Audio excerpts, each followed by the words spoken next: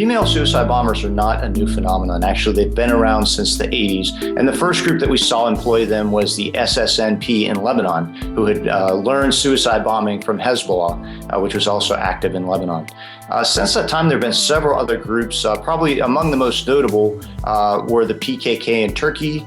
We saw Palestinian groups in Israel. And then, of course, the Tamil Tigers in Sri Lanka. And the Tamils were actually the most prolific female suicide bombing organization up to this point. From 1991 until 2009, they had employed 46 female suicide bombers.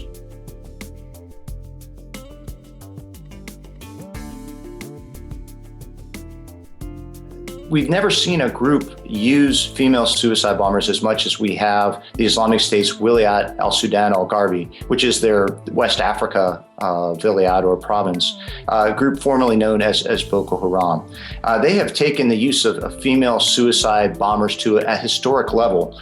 In 2014, we chronicled 8 female suicide bombers that year, but 2015 has gone off the charts. To date, we have seen 61 female suicide bombers in 2015 alone, and that has eclipsed what the LTTE did in 18 years.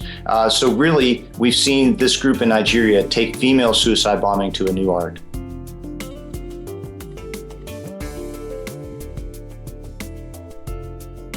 One of the reasons that we've seen the Islamic State West Africa province use so many female suicide bombers is they've lost their so-called caliphate. They've lost their territory, and now they're kind of on the run in the bush.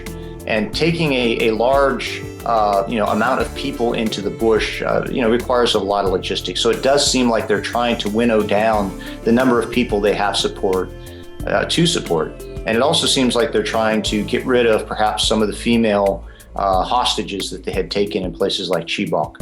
So we believe that as the Nigerian, Chadian, and Cameroonian governments continue to press on this organization, that we're going to see them employ more and more female suicide bombers in the days to come.